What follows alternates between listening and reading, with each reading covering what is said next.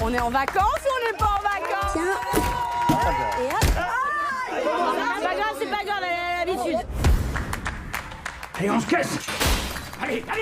Merde, il y a plus la bagnole. Je t'ai garé sur une place handicapée, tu t'attendais à quoi? T'as des nouvelles du nouveau? Sylvain? Ouais. J'ai eu ses parents, là, il arrive. Sylvain, c'est toi? Je suis Alice. Tu viens avec moi? Je vous présente Sylvain, les copains. On peut y aller, là. Qu'est-ce qu'on dit au chauffeur? Bonjour à tous et à toutes, bienvenue pour cette nouvelle vidéo. Aujourd'hui, on se retrouve pour un nouveau Mon Sens Critique.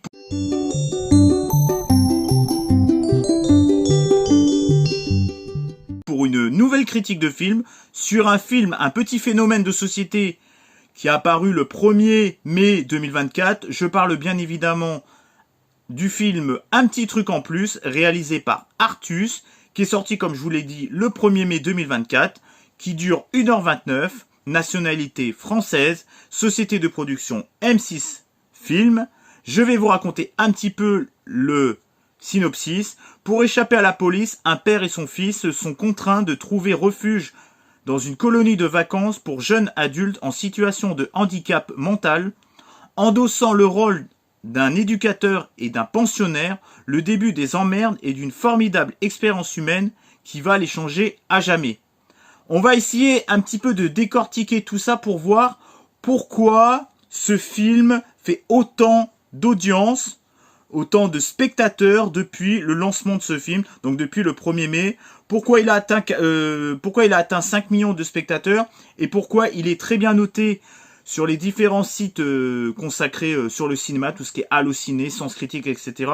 Et on va savoir aussi pourquoi les critiques de cinéma et pourquoi les spectateurs lambda aiment autant ce film et pourquoi il y a une différence notable de spectateurs entre la province et Paris. Parce que à Paris, il ne fonctionne pas du tout. Et en Provence, il cartonne, quoi. En Provence, il cartonne, quoi. Il y a 98% des gens de province qui sont allés le voir contre seulement 2% dans la région parisienne. Alors, est-ce que c'est la capitale même ou la région Île-de-France? Je sais pas. Vous me direz ça dans les commentaires. En tout cas, moi, je suis allé le voir hier. Donc, on était le dimanche 2 juin 2024 dans un petit cinéma. Et j'ai déjà remarqué ce phénomène de société quand je suis allé dans ma salle de cinéma. Il y avait beaucoup de monde. Et dans un cinéma un petit peu plus grand qui est à Royan, j'ai eu un bruit de couloir, parce qu'il y a des amis à nous qui se sont greffés à nous, qu'on connaît. Il y avait plus de place à Royan. C'était vraiment débordé à cause du film. Du coup, ils se sont rabattus sur Saint-Palais. Donc, on voit que c'est vraiment un phénomène de société qui a vraiment, ça plaît vraiment aux gens, ça plaît vraiment plus aux provinciaux qu'aux gens d'Île-de-France, qu'aux Parisiens, quoi. En tout cas, humainement parlant, ce film, il est très riche, il est rempli de bons sentiments. C'est un petit peu un film pour voir un petit peu le handicap, pour en parler, pour oser s'en moquer aussi. On peut s'en moquer parce que le fait de se moquer des handicapés en le faisant gentiment, bah ça prouve qu'il n'y a aucune différence, qu'on peut vanner, qu'on soit valide ou non valide, on peut se vanner entre nous. D'ailleurs, ça devrait être le même cas pour tout ce qui est ethnique et religion. Mais bon, on va pas revenir sur les polémiques autour de Dieudonné et autour de l'humour en général en France, autour de toutes ces hypocrisies qu'on a en France. C'est marrant, sur le handicap, on peut s'en moquer gentiment, mais les juifs, on peut pas. Les musulmans, on peut pas. Enfin, on peut pas rire de tout. Ça dépend de quel sujet de société on aborde. En tout cas, le handicap, on peut s'en moquer. On peut se vanner, qu'on soit valide ou pas valide. Valide ou pas valide. On peut se moquer entre nous. Ça ne pose pas de problème. Du moment qu'il n'y a pas de méchanceté derrière, on peut totalement le faire.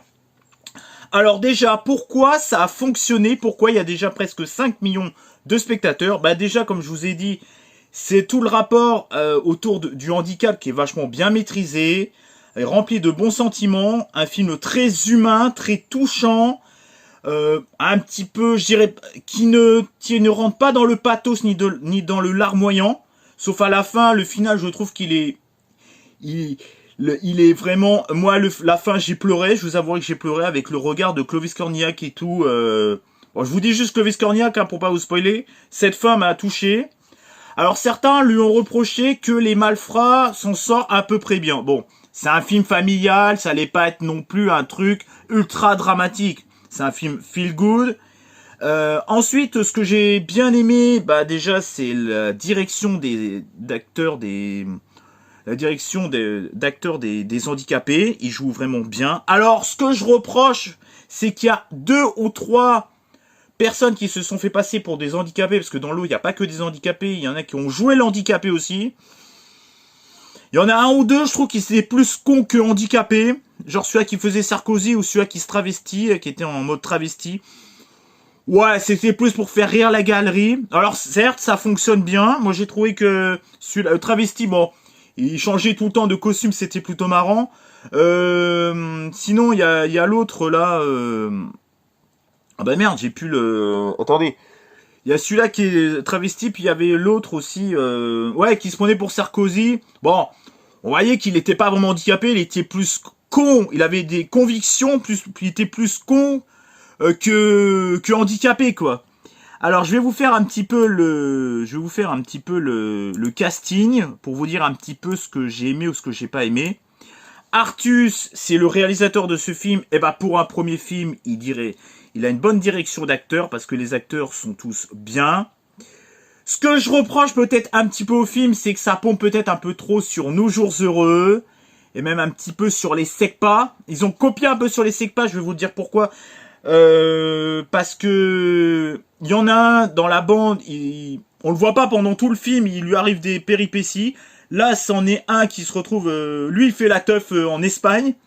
Ils ont un petit peu pompé sur les Secpas et un petit peu sur Nos Jours Heureux, parce qu'on voit, il y en a une qui se ramasse tout le temps le ballon dans la gueule. C'est un peu un running gag dans Nos Jours Heureux. C'est un peu, il y a des petits clins d'œil à différents films, mais c'est assez grossier, ça se voit à des kilomètres. Même si sur le coup ça fonctionne, attention de pas faire de redites à d'autres films, mais c'était peut-être plutôt des clins d'œil qu'autre chose. D'ailleurs, c'est une sorte de Nos Jours Heureux version handicapée, quoi. Sauf que je trouve que dans Nos Jours Heureux, il y a l'alchimie entre les personnages, entre les monos qu'on retrouve pas forcément dans le film, un petit truc en plus. J'ai reproché l'alchimie, il y a pas cette alchimie qui s'en dégage, ça va pas assez loin dans l'alchimie entre les monos. C'est un peu léger, on préfère se moquer tout le temps de Marc Rizzo. Je trouve que le fait de se moquer tout le temps de lui, bon, c'est vrai qu'il s'en masse un peu pour la gueule pour pas grand chose. C'est un peu le vieux canard, mais je trouve que c'est... Il n'y a pas cette alchimie qu'on avait dans Nos Jours Heureux. On est très loin d'un Nos Jours Heureux au niveau qualité même, au niveau alchimie, niveau mise en scène, niveau scénario. À la fin, on est touché parce que c'est l'histoire entre les malfrats, le père, le fils, les enfants handicapés et tout. Là, il y a cette alchimie qui se dégage, mais cette alchimie, on le sent pas dès le début. Et même quand c'est au milieu du film, on voit qu'à un moment donné, il y a Clovis Cornillac qui tombe, on commence à voir qu'il tombe un peu amoureux de Céline Groussard. Celle-là qui est un petit peu, qui aime bien la chasse et tout le bordel. On sent qu'il y a une petite, ah, là, ça va être, ça, je trouve, ça va pas loin, ça va pas assez loin dans le délire dans certains points. Et je trouve qu'il y a d'autres points un petit peu poncifs, un petit peu exagérés, un petit peu vulgos, un peu vulgaire. Ouais, vulgos, ça veut dire vulgaire. J'ai trouvé que c'était un petit peu vulgaire pour le moment, c'est un peu dans l'excès, on a du mal un peu à rentrer au départ, ça a du mal à s'installer, l'ambiance a du mal à s'installer. Bon, il y a l'autre dès le début dans le car qui dit « Qu'est-ce qu'on dit au chauffeur? Fils de pute !» Bon, déjà ça gâche un peu parce qu'on connaissait déjà la vanne à l'avance. Il y a des gars qui reviennent, qui sont un peu répétitifs, mais dans l'ensemble, ce que j'ai bien aimé, c'est qu'il y a d'autres gags un petit peu plus subtils, qui fonctionnent vraiment bien. Mais je trouve que ils se sont un petit peu trop reposés sur leur laurier. Je trouve que les notes sont un petit peu surcotées. Je trouve le film un petit poil surcoté, même si j'ai beaucoup aimé le film. J'ai passé un beau moment, ils m'ont fait chialer. Humainement, comme je vous ai dit, c'est magnifique. Mais on va dire qu'ils se sont un petit peu trop reposés sur leur laurier. Hein? Faut pas se cacher, ils se sont reposés un petit peu trop sur leur laurier, sur leurs acquis aussi par rapport à s'inspirant de différents films. Le jeu d'acteur des handicapés, bon, mais il y en a qui jouent les fous handicapés. Bon, il y a celui qui fait Sarkozy qui m'a fait marrer. Celui qui se travestit tout le temps. Bon, c'est pour faire un clin d'œil au LGBT. Bon, c'est grossier comme je sais pas quoi. Artus qui joue l'handicapé, alors lui je l'aime bien, même s'il répète un petit peu ce qu'il fait dans ses spectacles, mais bon c'est un peu le but un petit peu de sa carrière. Je trouve qu'il s'en sort plutôt bien, il est humainement, il s'en sort plutôt bien. Il a bien écrit, je sais pas qui c'est qu'a scénarisé, je sais pas qui c'est qu'a scénarisé, mais en tout cas, je trouve Artus il est à l'aise dans ce film. Et Clovis Cornillac, pour moi, c'est celui-là qui excelle dans ce film. Il joue le malfrat à la perfection. Il est touchant parce qu'il arrive à s'attacher avec les handicapés. Même si je ne suis pas attaché aux handicapés, je vous avouerai que je suis pas le mec le plus défenseur des handicapés. Et ben, ils m'ont quand même touché. Humainement, ils m'ont touché. La preuve, ils m'ont fait pleurer à la fin. Je trouve la complicité entre Clovis Cornillac et Artus, donc qui joue le père et le fils, évidemment, Clovis Cornillac joue le père et Artus joue le fils, hein? Voilà. Je trouve que, franchement, c'est peut-être presque mieux écrit que tout ce qui se déroule tout ce qui se déroule un petit peu dans tout ce qui se déroule un petit peu dans cette colonie de vacances. On va dire que dans cette colonie de vacances, il aurait pu avoir des péripéties en plus, ça manque un peu. Ils sont tout le temps le cul dans leur gîte là, il se passe pas. On voit que ça aurait pu aller plus loin parce que dans Nos Jours Heureux, il leur arrive des péripéties et tout. Là, il leur arrive une petite aventure. Il leur arrive une petite aventure dans la grande surface. Bon, il aurait pu, humainement parlant, on va dire qu'au niveau aventure, ça manque un petit peu de péripéties. On se retrouve pas dans... Moi, je me rappelle dans Scout Toujours, parce que c'est un peu toujours ce genre de film. Scout Toujours, Nos Jours Heureux, un petit truc en plus. Il n'y a pas ce petit côté aventure que je retrouve dans les autres films. Dans celui-là, je retrouve pas. Ça me manque un petit peu de ce petit côté, ce petit grain de folie. C'est ce qui me manque dans ce film. Et ce que j'ai trouvé un peu dommage aussi, c'est l'humour parfois était un peu limite. Enfin, pas limite dans le sens ça m'a choqué, mais dans le sens c'était un petit peu répétitif. C'était un petit peu, voilà, c'est usé jusqu'à la moelle. C'est-à-dire, fils de pute, fils de pute. Alors, oui, on se fait avoir à chaque fois, mais on se dit, ah, vous nous l'avez fait 2, vous nous l'avez fait 3 fois, bon. Par contre, ce que j'ai bien aimé, c'est ceux-là qui jouent vraiment les vrais handicapés. Ils ont des répliques, humainement, ils sont vraiment attachants, ces gosses et ces jeunes adultes, parce que c'était pas que des ados, c'était aussi des adultes jeunes handicapés. Sans oublier la chef des monos, la directrice des monos, Alice Belaïdi, qui joue Alice, que je trouve humainement parfaite. Pour moi, il y avait Omar Sy dans Nos Jours Heureux. Bah, nous avons Alice Belaïdi dans un petit truc en plus. Oui, là, ils ont mis un petit côté féministe. C'est elle qui dirige un petit peu le truc avec son acolyte Céline Groussard. Marc Rizzo, hormis se foutre un petit peu de sa gueule, je trouve que il s'en sort plutôt bien. Mais bon, il aurait mérité d'être on se fout un peu de sa gueule, je trouve. Je trouve par contre là c'est un peu limite par moment. Bon, ça m'a fait rire, certes, je suis un enculé, ça m'a fait rire. Mais il n'évolue pas, c'est un personnage qui n'évolue pas. Alice Belaïdi, elle évolue, son personnage évolue. Clovis Cornillac, son personnage, il évolue. Artus, il évolue. Mais lui, il reste un peu le gros... Ouais. Par contre, ça évolue un tout petit peu, c'est au niveau de ses sentiments. Il y a une petite évolution de son personnage, tu fais là, ok. Céline Groussard... Il y a une petite brève d'évolution de son personnage. Après, dans Les Handicapés, bon, ça va être un peu dur de vous spoiler. Il y a elle que je trouve... D'ailleurs, je sais pas quel âge elle a. Je vais juste dire qu'elle est jolie, mais je me suis pas... Mayenne Sarah Elblas, franchement, elle est handicapée. Et ben, franchement, franchement, je la trouve plutôt belle. Franchement, pour une handicapée, je la trouve plutôt belle. Je sais pas si c'est une vraie... je crois... Ouais, si, je crois que c'est une handicapée. Si. Pour une handicapée, je trouve franchement qu'elle est plutôt belle, quoi. Sinon, j'ai fait un petit peu le tour du casting. C'est un film où j'ai passé un bon moment. Peut-être un petit poil surcoté. Alors certes, ça mérite les 5 millions parce que c'est un film feel good. Humainement, c'est très touchant. Ça parle un peu d'un sujet de société. On n'est pas sur des racailles, on n'est pas sur de la religion, on n'est pas sur des musulmans. C'est pas le petit musulman qui va rencontrer le pauvre facho, là. Non, non. Là, on est dans une histoire qui change un peu de l'ordinaire.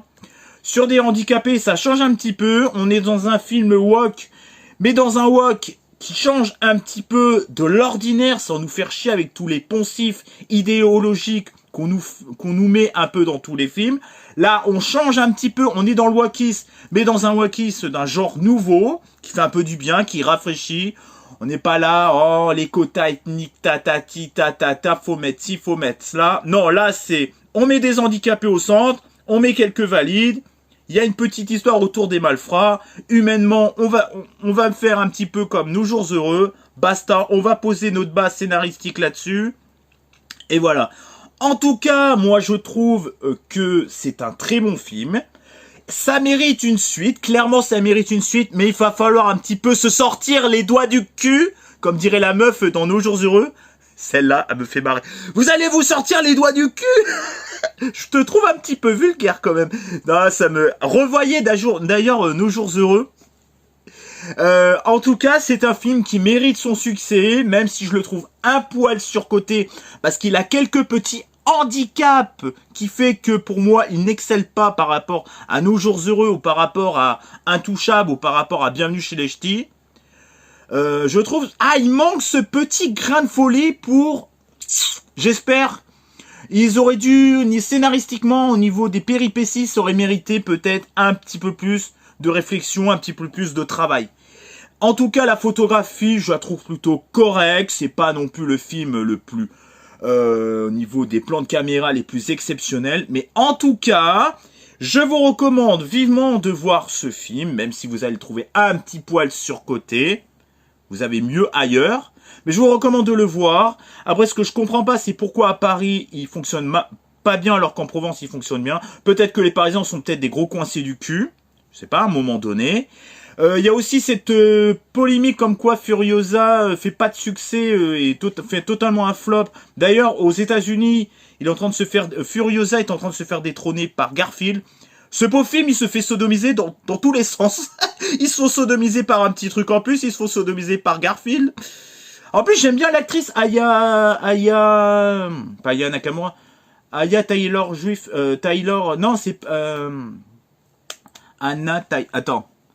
Attendez. Je vais taper. C'est Anna Taylor. Ah bah attendez, je vais taper Furiosa. Attendez. J'arrive. Attendez. Là, je suis sur mon PC, hein, pour être le plus précis possible, avec Anya Taylor-Joy. Voilà. Excusez-moi pour la prononciation. Moi, j'étais parti sur je sais pas quoi. D'ailleurs, j'aime bien, mais je déteste cette saga. Donc en fait, ça me gêne pas. Mais bon. Si vous avez aimé la saga Mad Max, allez le voir, quoi. Ça, rien ne vous empêche d'aller voir les deux. Allez voir un petit truc en plus et allez voir Furiosa, voilà. Allez voir les deux. J'ai fait un peu de putaclic en mettant Anya Taylor-Joy sur la miniature. Mais c'est pour faire un petit peu la symbolique par rapport à ce phénomène de société. Comme quoi, des fois, il y a des blockbusters qui fonctionnent. Des fois, t'as d'autres films, on sait pas pourquoi, ça va faire du succès. Là, je vous ai expliqué un petit peu pourquoi ça avait marché. Parce qu'humainement, c'est très bien. Voilà, je vous ai un petit peu argumenté tout ça. En tout cas, moi, personnellement, je vous recommande de voir ce film. Mais j'espère que dans le 2, ils vont se sortir un petit peu le doigt de l'anus pour nous proposer quelque chose d'un petit peu plus subtil que ce qu'ils ont fait dans le premier opus, un petit truc en plus. Des fois, je le trouve un petit peu vulgaire, c'est un peu poncif, un peu poussif aussi, un petit peu l'humour. Répétitif, alors oui, ça fonctionne parce que bon, on se prend au jeu parce que c'est le grand écran, on se laisse toujours un peu plus aller quand c'est le grand écran, on a tendance à un peu plus rigoler que quand on le regarde chez nous.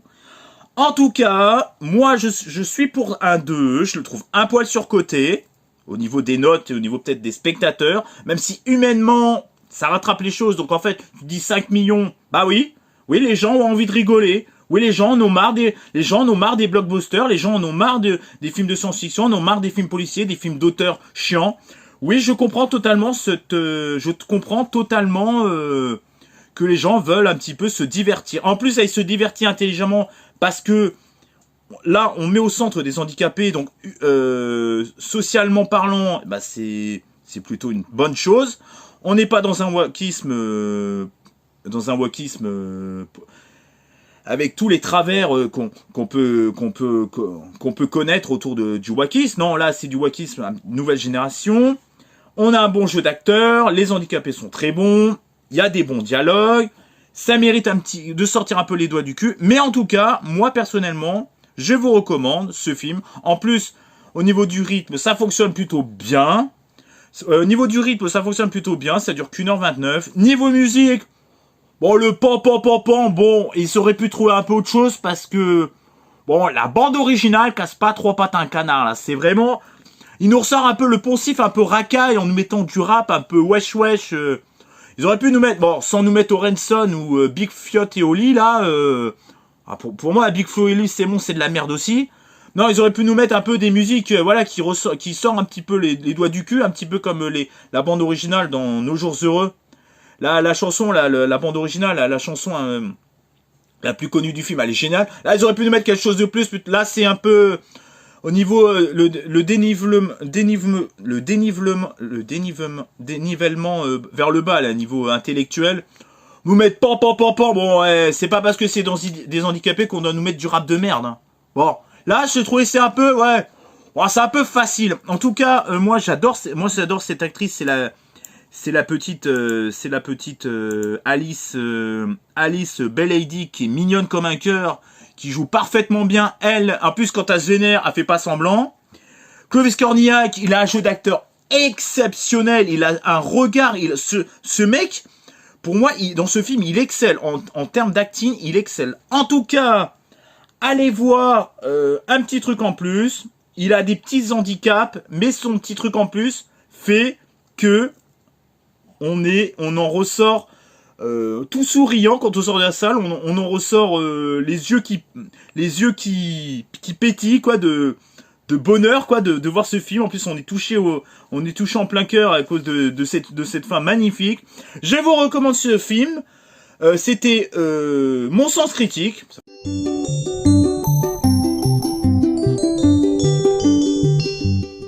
fait longtemps que j'en avais pas fait une. On se retrouve pour un prochain Mon Sens Critique. Pour ça, commentez, likez, partagez et activez la petite cloche et pour être au courant de mes prochaines vidéos. Ciao, bye bye, à plus. Allez, ciao. Everything is fine as long as you are mine. As long as you are mine. Oh yeah. Everything is good. The little flaws are understood to be good.